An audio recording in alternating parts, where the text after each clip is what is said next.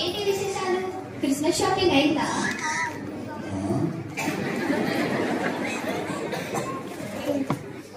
అయ్యింది. ఎక్కడ చేశావు?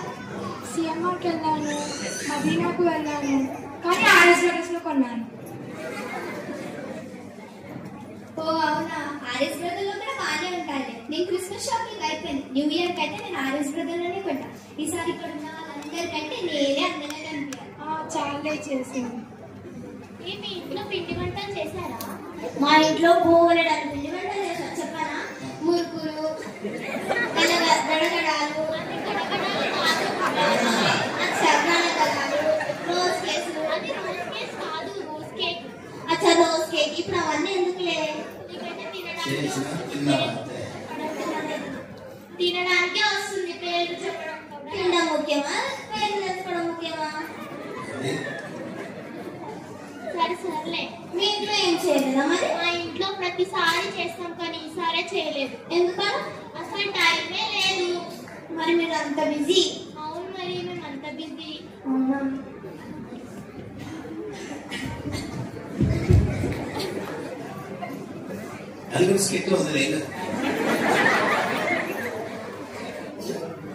మా ఇంట్లో ఏం చేయలేము, ఎందుకంటే మా మమ్మీకి ఫుల్ జ్వరం వచ్చింది.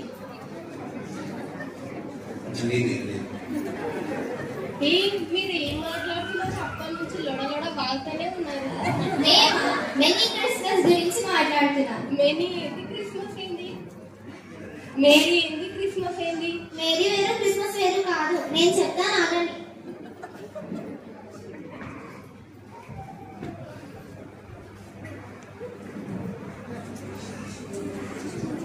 మేరీ వేరు, క్రిస్మస్ వేరు కాదు. నేను చెప్తాను మీకు మేరీ క్రిస్మస్ యొక్క నిజమైన అర్థం.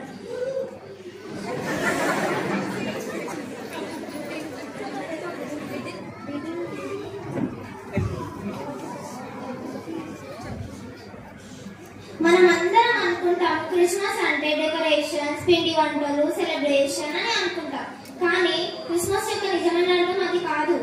క్రిస్మస్ యొక్క నిజమైన అర్థం ఏంటో ఇప్పుడు నేను చెప్తాను, మీకు తెలుసుకోండి.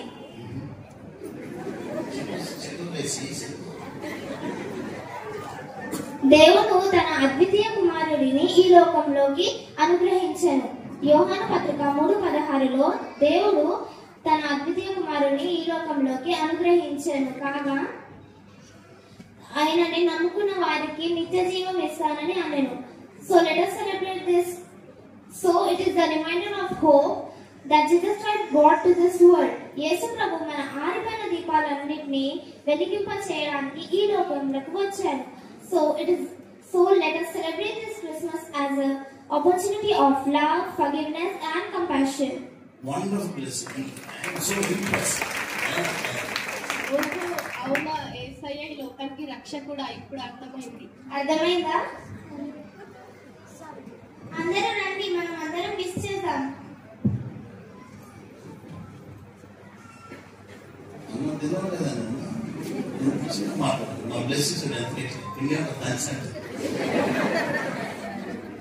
We all wish you all happy Christmas to all you.